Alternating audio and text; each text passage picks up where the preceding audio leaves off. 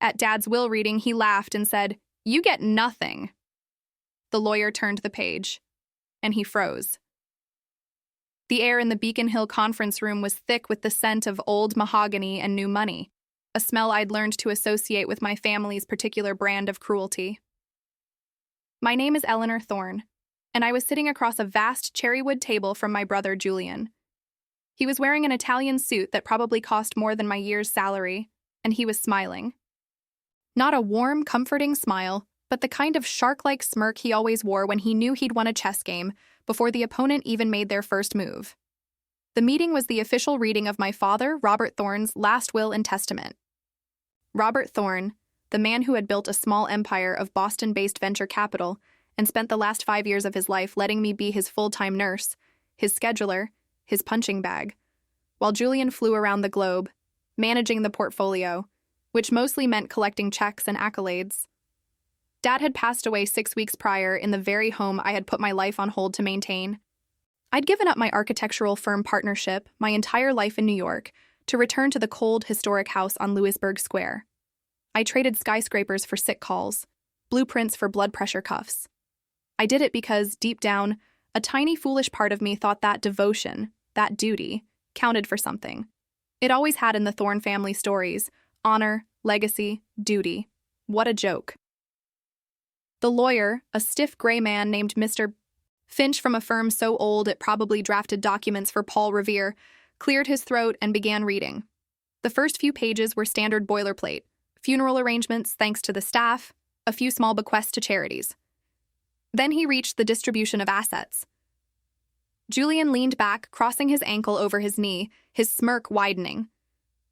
He was waiting for the grand announcement: the transfer of the controlling interest in Thorne Capital, the Beacon Hill estate, the Nantucket summer home, all into his name.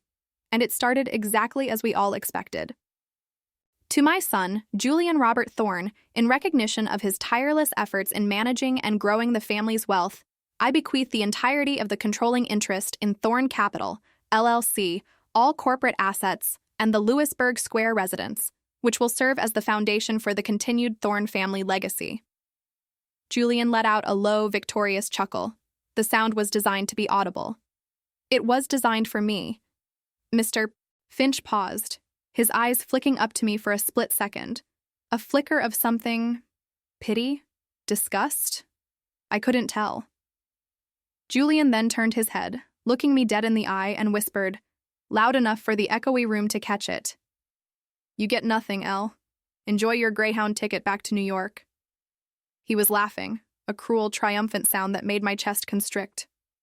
It was the absolute confirmation that my 5 years of sacrifice were, in his eyes and in Dad's final judgment, worth less than zero. I didn't flinch. I just held his gaze, a quiet storm brewing behind my eyes. I knew what was coming next, the final insult. Mr. Finch continued, his voice now a low, flat monotone. "And to my daughter, Eleanor Rose Thorne, in recognition of her recent, though temporary assistance with my final care, I bequeath $1,000. Julian burst into full, unrestrained laughter this time, a full-bellied, obnoxious sound that made the antique chandelier above us seem to rattle. It was so aggressive, so utterly devoid of humanity, that for a split second, I felt the 5 years of suppressed rage surface. A single $1,000. It wouldn't even cover the cost of the custom memorial stone I had personally designed for Dad's grave. It was a slap in the face with a leather glove, a final, deliberate humiliation. Julian reached over and tapped the table once, an almost celebratory gesture. "There it is, Elle. The price of 5 years of changing bedpans. Seems fair." His audacity was breathtaking. The room was silent except for his lingering laughter. And this is the moment where I need you to lean in, where I need you to pay attention, because what happened next is the exact reason I'm telling this story. If you've ever sat in a room and smiled while someone who swore they loved you cheered for your total downfall, if you've ever had to choke back the words, "You have no idea what's coming," then I need you to hit that like button right now. Give me a moment of silence for every person who mistook your silence for surrender, and every single soul who thought they could write your ending for you. Hit like, and let's watch the script burn. Mr. Finch, the lawyer, was visibly uncomfortable. He didn't look at Julian. He didn't look at me. His gaze was fixed on the document in front of him. He reached the bottom of the page, where the ink was already dry and the signature clear. He took a long, slow breath, a deep one, like a diver preparing to descend into dark water. Julian was still chuckling, reaching for the water carafe to pour himself a celebratory glass. And then, Mr. Finch turned the page. It wasn't the last page. It was a single, clean sheet of heavy vellum, stapled securely to the main document. Julian's hand froze mid-air, the crystal carafe suspended inches above the glass. The lawyer's face, which had been a mask of professional neutrality, went utterly, completely white. He didn't just pause. He froze. His eyes widened imperceptibly, his pupils tracking across the page in a frantic, silent read. It was a look of total shock, of an attorney who had just discovered something he was not prepared for, a document that shredded the reality he thought he understood. The laughter died in Julian's throat. The silence that followed was so profound it felt like a physical pressure building in the room. Julian lowered his hand slowly, his face now a mask of confusion. He glanced at me, expecting to see my humiliation, but I was just watching Mr. Finch. I had seen this page before. I had spent 5 years preparing for this exact moment, for the absolute confirmation that my sacrifice was not for my father's meager appreciation, but for a higher, more strategic purpose. I knew the words on that page. I knew the history behind them. Julian's victory had lasted exactly 7 seconds after my father's final insult. Now the real reading was about to begin. It was all about the second page.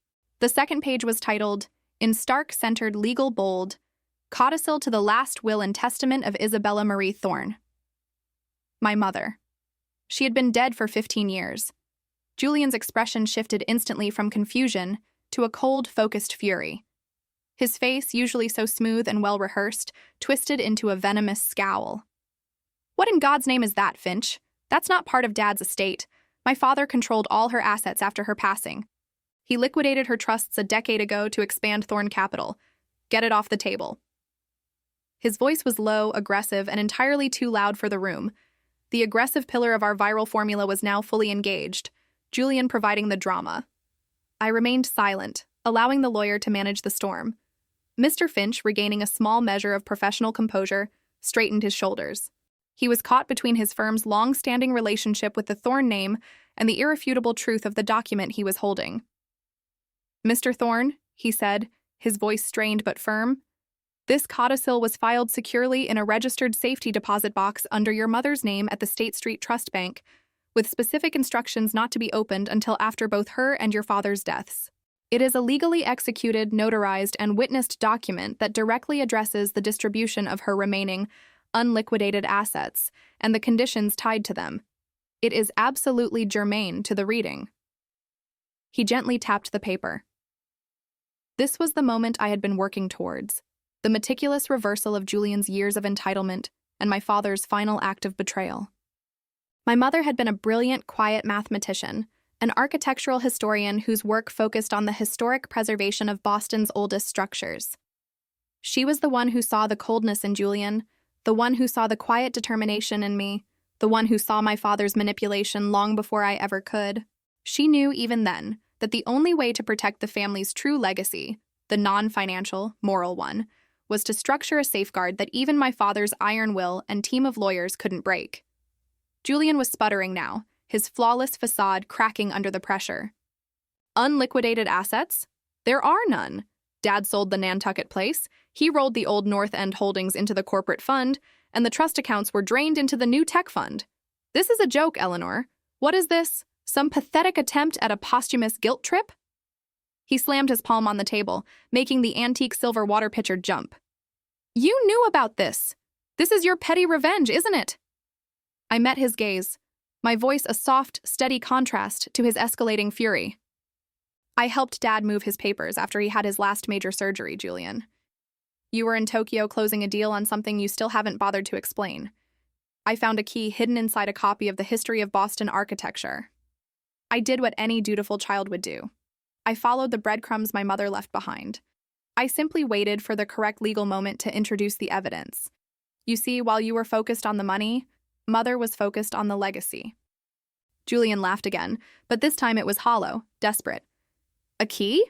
For what, a dusty lockbox? What could possibly be in there that Dad didn't control? Mr. Finch cleared his throat again, drawing our attention back to the codicil. The man was clearly wishing for an early retirement.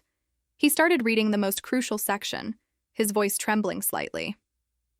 Furthermore, as my primary and most valuable asset is not a financial ledger but the integrity and future of the Thorn name, I hereby designate 2 specific properties: the Griffin's Head commercial building at 10 Faneuil Hall Square, and the controlling interest in the original, privately held Thorn Family Trust, TFT 1887, which holds the land deed to the Louisburg Square residence and, most critically, the underlying corporate lease to the offices of Thorn Capital, LLC itself, to be held in stewardship.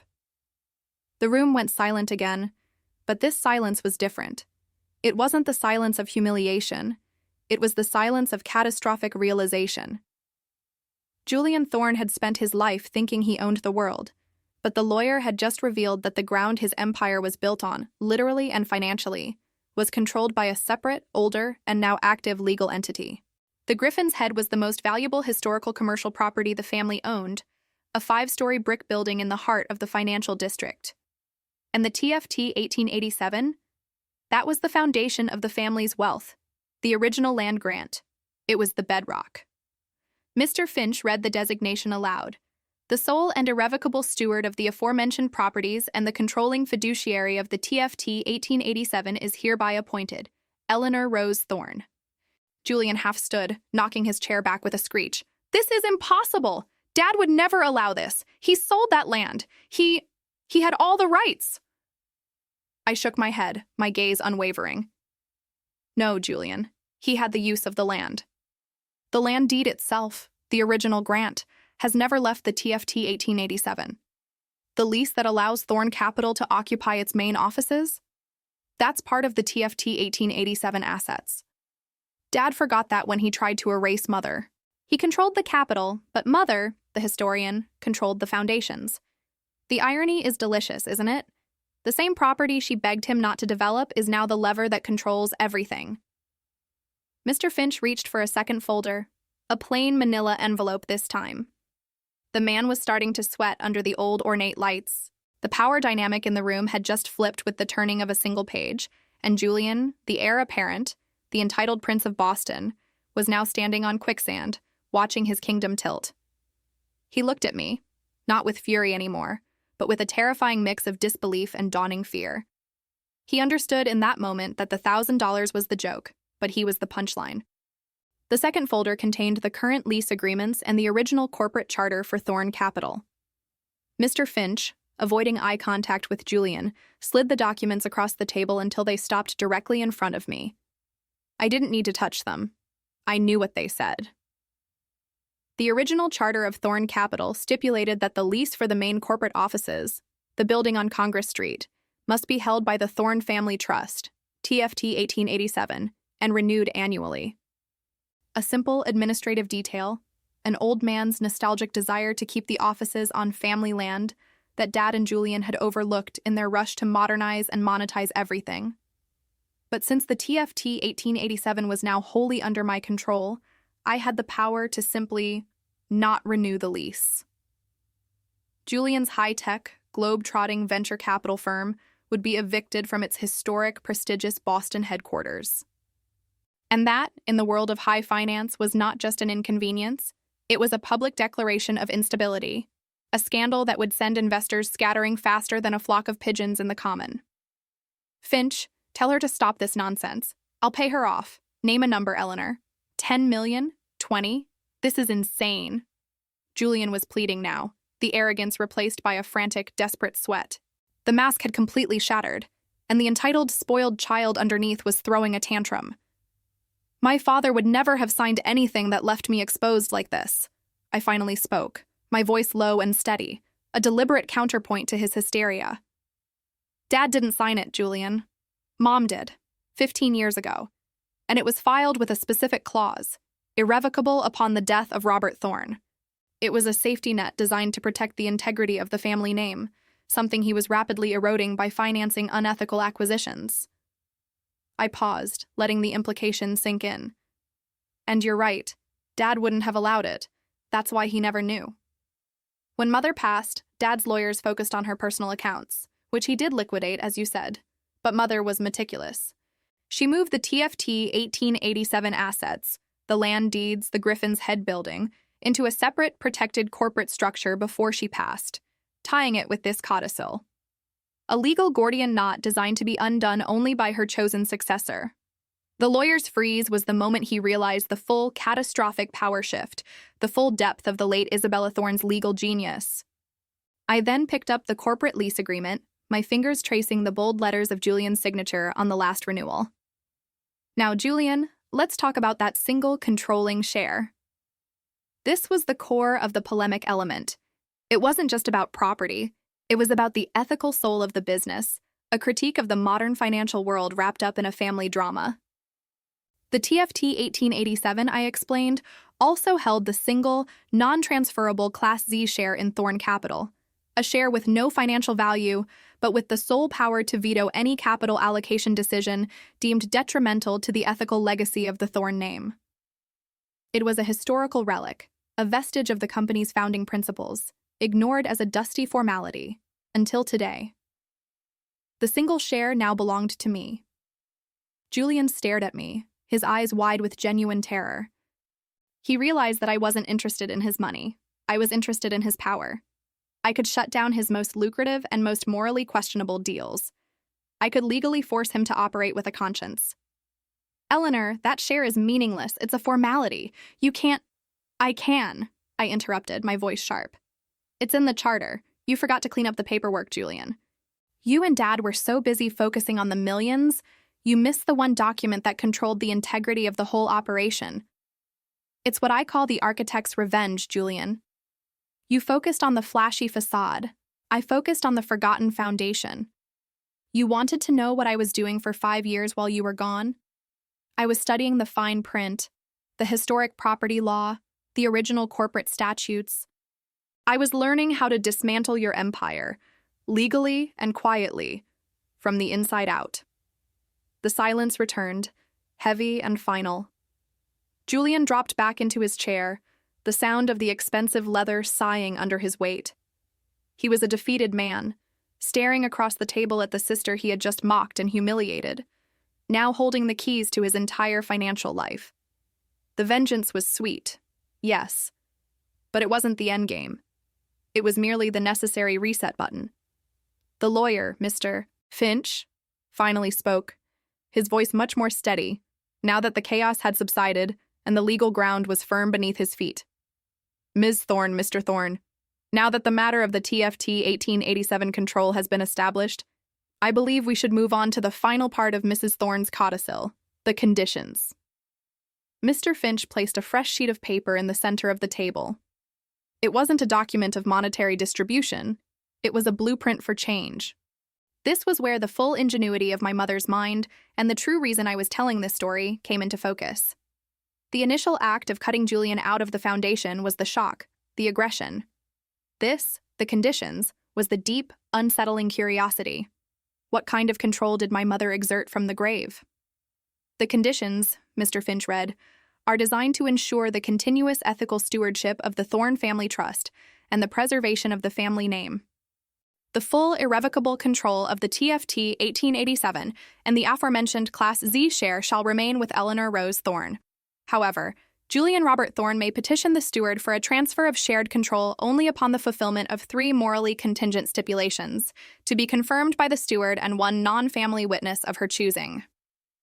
Julian slumped forward, his hands covering his face, a sound of utter defeat escaping his lips. Conditions? What conditions? I have to build a library? Feed the poor? What does she want from me? A penance? I folded my hands on the table, looking at the profile of my broken brother. It's not a penance, Julian. It's a chance to build a character that's worthy of the fortune you were born into. The first condition was a direct hit to his perceived worth. Mr. Finch read it. Stipulation 1. Julian Robert Thorne must personally divest Thorne Capital of the entire Atlas Petro Fund, a specific high-risk, environmentally damaging investment portfolio, within 90 days. Furthermore, He must use the personal capital gained from the sale to establish and personally administer a community development fund aimed at restoring the historic, neglected affordable housing in the North End district of Boston, a project he publicly mocked in 2018. Julian's head snapped up. The Atlas Fund is 40% of our Q3 projected earnings. You want me to tank the firm? And the North End? That's where the firm started. I have to go back and fix the broken plumbing in those brownstones? You have to, Julian, I said softly. It's called sweat equity, something you've never understood. You have to put your hands on the foundation, just like Mom did. The second condition struck at the core of his vanity and his reliance on others. Stipulation 2. Julian Robert Thorne must publicly and privately acknowledge Eleanor Rose Thorne's 5 years of devoted, unpaid care for her father, Robert Thorne. This acknowledgement must include the formal transfer of the aforementioned Lewisburg Square residence deed, not to her, but to a newly established Isabella Thorne Foundation for Architectural Preservation, which Eleanor will direct, thus honoring the promise of the residence's historic value. The public acknowledgement must be a personal statement, not a press release, and must be delivered at the annual Thorne Capital Founders Dinner. This condition was about validation. It forced him to admit the truth he had just mocked with the $1,000 joke. It was the revenge that didn't seek money, but sought justice for the years I lost. It cemented my mother's legacy and, crucially, my own worth, not as a caregiver, but as the new custodian of the family's non-financial legacy. The Lewisburg Square house, the home I had sacrificed for, was now to be a monument to my mother's values, not Julian's entitlement. I wouldn't own it, but I would control its purpose, which was far more powerful. The third stipulation, however, was the one that surprised even me with its profound simplicity and its potential for a true, deep change. It was aimed directly at the emotional distance he cultivated. Stipulation 3.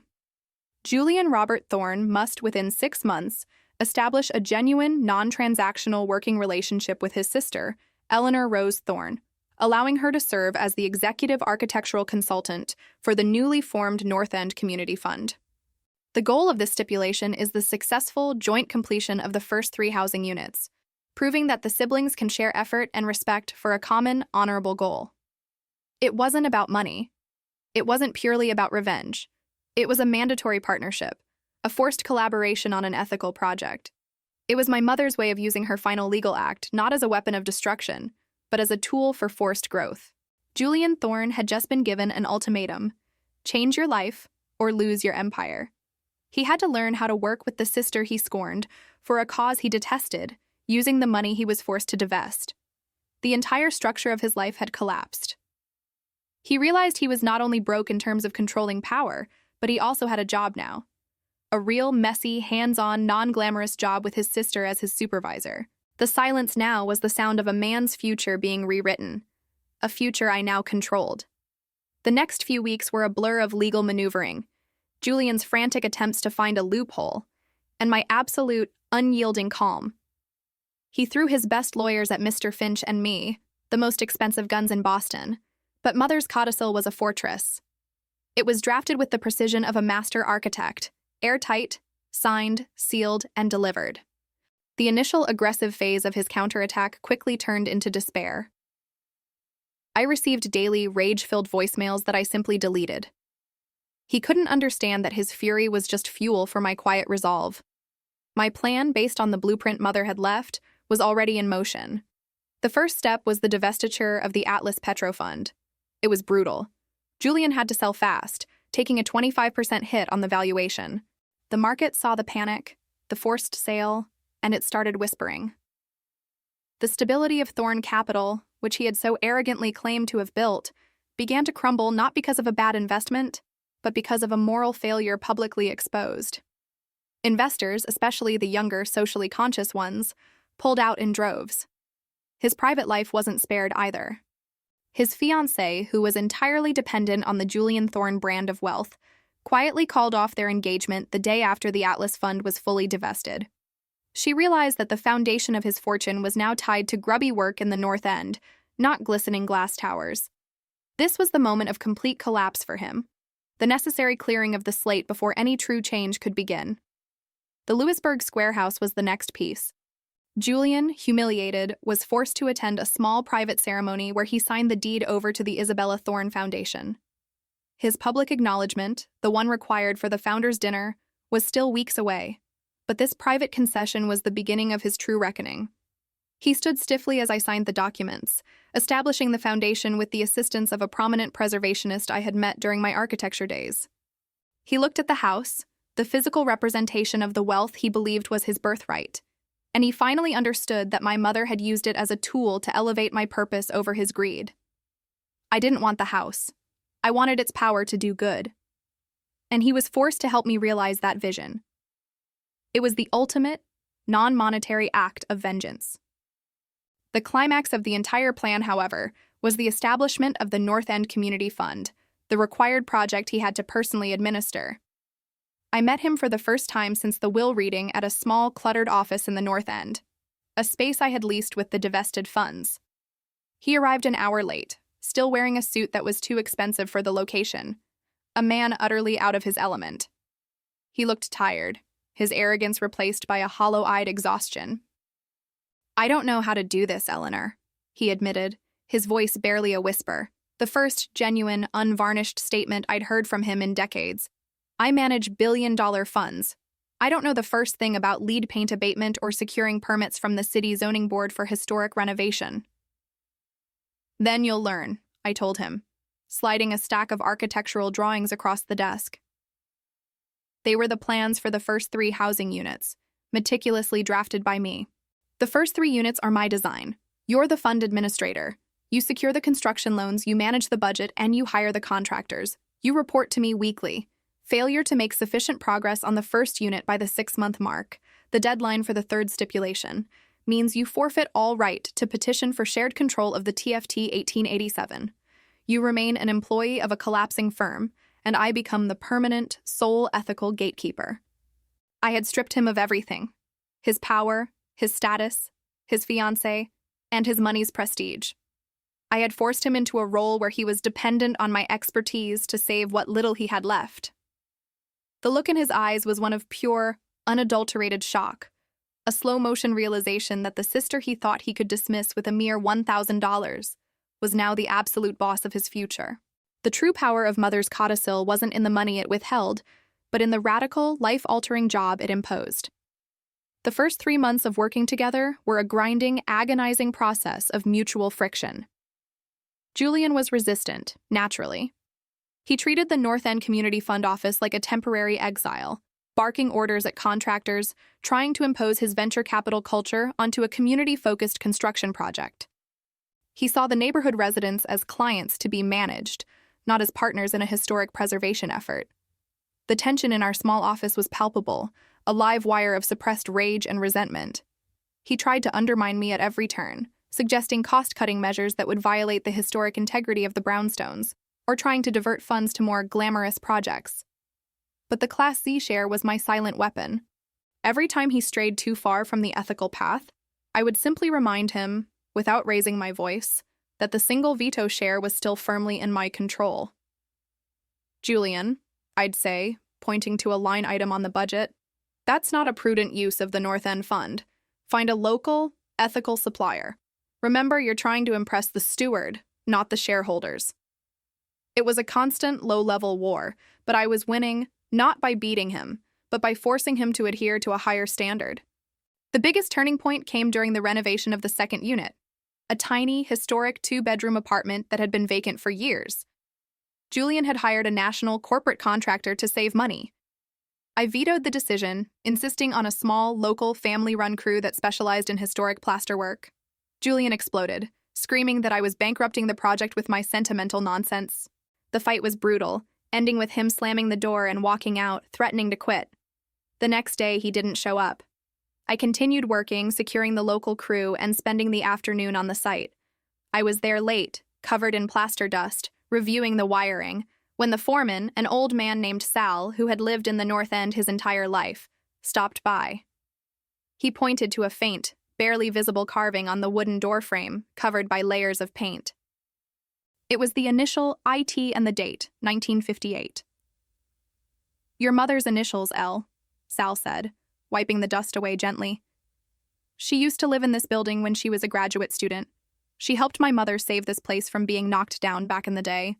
She was the first architect to actually care about the history, not just the profit. She paid the difference for the old-style window glass out of her own pocket. Your mother was a good woman. This was the unexpected truth, the revelation I needed. My mother's connection to the North End wasn't just abstract. It was personal, tangible, and hidden in the structure itself. It was the curious element finally paying off. I understood then why Mother had chosen this specific project for Julian's penance. It wasn't just to make him do good. It was to immerse him in the very moral foundation he had abandoned. That night, I sent Julian a simple one-line email. Unit 2 door frame, IT. 1958. Come see it. He showed up an hour later, unshaven, his eyes red. He didn't say anything. I led him straight to the apartment and pointed to the initials. Sal had cleaned the paint away. Julian just stared at the tiny carving, his posture softening, the aggression draining out of him. He looked at the inscription, then at the peeling plaster, then at the worn wooden floors. He didn't see a dilapidated property. He saw a ghost of his own past, a time before his father's relentless focus on wealth had warped him. He finally understood that his life wasn't about the size of his balance sheet. It was about the legacy etched into the door frames. He spent the next 3 hours on the site, not as the fund administrator, but as a man searching for a lost part of himself. He asked Sal questions about the neighborhood, about the history of the building, about the local contractors. He picked up a broom and started sweeping up the construction debris. When he finally looked at me, his eyes were wet, but his voice was clear. I hated you for this, Elle. I hated her for this, but this is real. This is what she actually cared about. This is what Dad should have cared about. It was his first true confession, the first sign of genuine change. The aggressive tension had finally yielded to a fragile, hard-earned humility. The final 2 months were a radical departure. Julian was no longer just the fund administrator. He was a working partner. He embraced the chaos of the construction site, negotiating with suppliers, poring over my architectural plans, and even doing some of the grunt work himself when a contractor fell through. The suit was gone, replaced by worn jeans and a safety vest. His hands, once soft from a life of pushing paper and tapping on screens, were now calloused. He was learning to build something real, something that benefited the community, something that could not be liquidated on the stock market. The first unit was completed a week before the 6-month deadline. It was a beautiful, meticulously restored apartment, and we handed the keys to a young, single mother who worked at a local coffee shop. The look on her face when she saw the original hardwood floors, the restored fireplace mantel, and the historic windows that my brother had personally negotiated the price for was the purest payment either of us had ever received. Julian, standing next to me, just watched the woman cry tears of joy, and for the first time, he didn't smile with a shark-like smirk. He smiled with genuine, quiet pride. The final mandatory public acknowledgement came at the Thorn Capital Founders Dinner, an event usually reserved for self-congratulation and aggressive deal-making.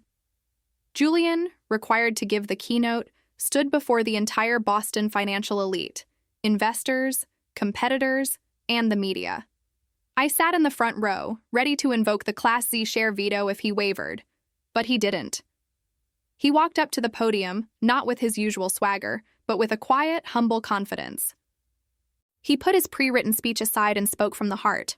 He recounted the will reading, his cruel laughter, and my father's final insult of the $1,000. He told them about the codicil, the forced divestiture of the Atlas Fund, and the foundation of the North End Community Fund. He even told the story of the initials in the doorframe. Then he delivered the final, required acknowledgement, a moment of profound, painful honesty. I spent my entire adult life believing I was entitled to my father's fortune. I mistook paper wealth for moral worth. I treated my sister, Eleanor, who sacrificed 5 years of her career to care for our father, with absolute cruelty. I saw her service as temporary assistance, and I laughed when the will gave her a mere $1,000. But my mother's final act, he said, looking straight at me, was not to punish me, but to re-educate me. She used a legal instrument to force me to value my sister's moral compass more than my own balance sheet. Because of her, I have learned that the true Thorn legacy is not the size of the fund, but the strength of the foundation. I want to publicly thank Eleanor for her steadfast, unwavering commitment to the values I forgot. She is the true steward of this family, and I am proud to be her partner in rebuilding what I tried to destroy. The room was silent. Then, slowly, tentatively, the applause began. It wasn't the roaring, performative applause of a corporate gathering. It was the quiet, genuine applause of respect. This was the moment of full, earned forgiveness. The revenge was complete, and its fruit was not Julian's destruction, but his complete transformation.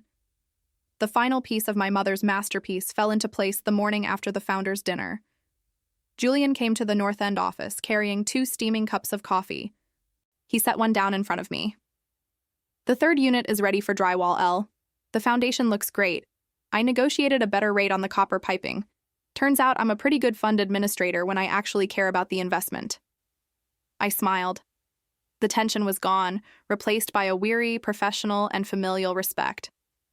You're doing a good job, Julian. Mom would be proud. He sat down and slid a new legal document across the desk. It wasn't a will or a codicil. It was a partnership agreement. The 6 months are up. The 3 housing units are done. I fulfilled the conditions, so I'm petitioning the steward, as required. He tapped the document. This is a proposal. I want to officially transfer the Class Z share to the Isabella Thorne Foundation, where it can't be misused by either of us. And I'm asking you to accept me as an equal partner in the TFT 1887. We stop fighting for control, and we start building a true legacy. No more separate paths. We use the Thorne capital resources, which I control, to fund the ethical projects, which you approve. We use the money to fuel the conscience. I want to stop being a Thorne who takes and start being a Thorne who builds. But I need you to keep me honest. I picked up the pen. This was the ultimate victory. Not owning him, but partnering with the best version of him. I signed the document. We didn't hug or exchange flowery words. We just shook hands, a firm, professional grip across the same table where we now discussed construction budgets instead of stock portfolios. The revenge of the inheritance had led to an earned change of life, a mandatory co-authorship of a new ethical future. It wasn't the easy, tearful final scene of a Hollywood movie. It was the grounded, difficult, and permanent commitment of 2 siblings, forced by a brilliant dead woman to find their true purpose in service to others. Julian had found his conscience. I had found my partner. The fortune was no longer a curse, but a foundation. The cruelty of my father's will was now a forgotten footnote in a new, powerful family legacy of service. He never laughed at me again. He learned that the only thing worse than getting nothing is realizing that what you thought you had was worthless. And he learned that the sister he scorned was the only person left who could save him. The Beacon Hill office is still there, collecting dust, a reminder of the life we left behind. Our life is now in the North End, in the sound of hammering, the smell of fresh paint, and the quiet satisfaction of handing keys to families who deserve them. Julian and I still argue, but now we argue about the cost of copper piping versus the authenticity of the window glass, not about who is more loved. We are partners, bound by a shared legal mandate and a rediscovered quiet bond. It is a new beginning, earned through conflict and legal strategy, not simple sentiment. And that is my story. The final testament of my father was a joke, but the final testament of my mother was a masterpiece. I know many of you watching have a similar Julian in your life, a family member who believes entitlement is a birthright. If my story has inspired you to look into the forgotten corners of your own family's legal history, or if you simply understand the power of a strategically timed silence, then please subscribe to the channel right now. Don't miss the next story of how the overlooked inherit the earth. And before you go, tell me in the comments below, if you had the power to legally force one person in your life to change their path for the better, what ethical community project would you make them personally administer?